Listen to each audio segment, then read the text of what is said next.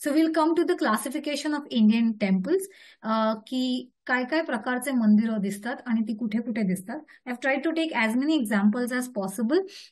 आणि if not, then I will I've tried to show it on the slide. नाहीतर मी example देईन wherever it is appropriate. So as I said, Nagara style, which is basically the northern part. So northern part of India, where it was more popular, the temples were more popular as prasada. The style of temple was called as Nagara. And the style of temple in the southern part of India was Dravida. Now, why so? Because at one point of time, we have the colonial surveyors and architects documenting temples. आणि त्यातच एक scholar होता James Fergusson, ज्यांनी caves आणि temples हे दोन्ही document केले होते. And so originally the names were Indo Aryan and Indo Dravidian, but we do not stick to those names any more, because जेव्हा आपण लिटरेचर बघायला लागलो आणि जेव्हा आपण लोकल टेक्स्ट किंवा वास्तुशास्त्र बघायला लागलो, तेव्हा आपल्याला रिजनल नावं कळत गेली आणि आपण आता आत्ताच्या स्टडीमध्ये आपण रिजनल नावांचाच वापर करतो. त्यामुळे नगर आणि द्रविड ही नावं अजूनही यूज केली जातात आणि त्यात आणि फर्दर टायपॉलॉजी आहे. बऱ्याचशाने दुसरी प्रकारची नावं ऐकली असतील, which is Vesara and Bhumija. There is also one that's Latina and another one that is शेखरी.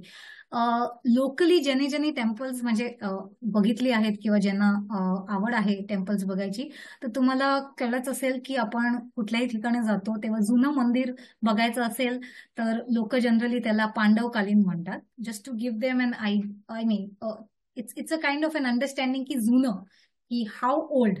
So if you don't know how old, you say Pandavkalin. Maharashtra, it is more popular as Yadavkalin because people relate Yadavas to Krishna, and that being one factor, and also Yadavas was one of the dynasty which was म्हणजे ते यादव चे जे राजे होते त्यांनी बऱ्यापैकी इकडे मंदिरं बांधलीत, which are more popular as Hemadpanthi. आणि म्हणून महाराष्ट्रात जर तुम्ही जात असाल आणि little bit towards Karnataka, Andhra, Hemadpanthi मंदिरं बघायचे आहेत असं म्हणाल तर तुम्हाला जनरली जुन्या मंदिरांकडे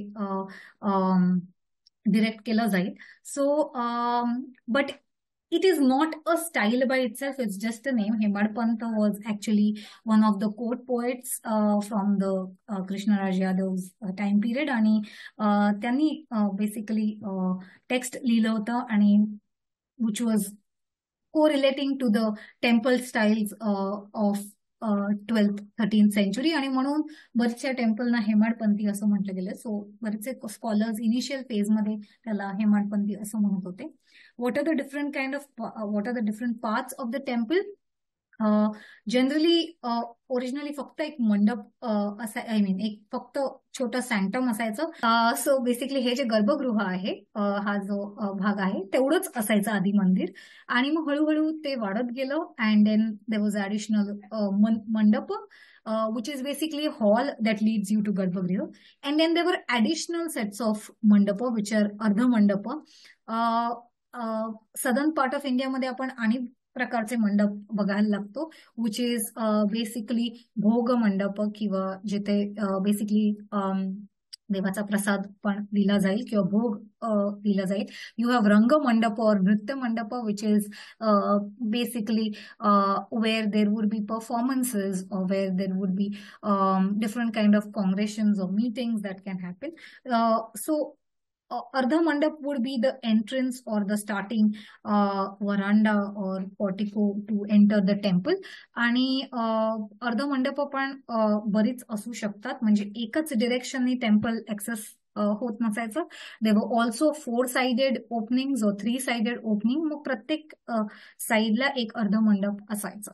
so that's generally how the entrance will be. Those who are from Mumbai and or have visited Ambarnath temple would know that it has 3 entrances and that leads to the main Shivalaya. Now, this is a generic scheme that's followed for all type of deities. म्हणजे वैष्णव मंदिर असू दे, शैव मंदिर असू दे, विष्णूचं मंदिर असू दे, शिवाचं मंदिर असू दे, शाक्त मंदिर असू दे, देवींचं मंदिर असू दे, सूर्याचं असू दे, गणपती किंवा कुठल्याही देवाचं असू दे, मंदिराचा प्लॅन हा सहजासहजी असाच असायचा. So affiliation was not important. It was more about architect, कोण बांधत होती ही मंदिरं आणि त्या रिजनची काय स्टाईल असेल त्या हिशोबाने व्हेरियंट्स येत होते. How do we know the temple belongs to Vishnu or Shiva or Surya is basically what are the kind of depictions. आणि sometimes तुम्हाला आतमध्ये देवी देवता दिसणार नाहीत, स्कल्पचर्स दिसणार नाहीत. हे का हे आपण स्लाइटली लेटर बोलू. पण तरी there are kind of markers that can help you identify की which are these kind of temples. So त्याचा एक इंटिरियर पोर्शन मध्ये we call it lintel, जिथे जनरली डिपिक्शन्स असतील डीटीजचे, that can help us identify कोणाचं टेम्पल आहे. So even if the main murti is not there, main deity is not there, we can still identify whose temple it is. And that's why those temples are called as Surya temple किंवा Vishnu temple, किंवा sometimes a combination which is Harihar, where you have Vishnu and Shiva together. Okay, you also have Jain temples. Originally we also had Buddhist temples. So Jain temple also follows a similar pattern. फक्त त्यावरती ज्या मूर्ती येतील, sculptures येतील, ते different असतील.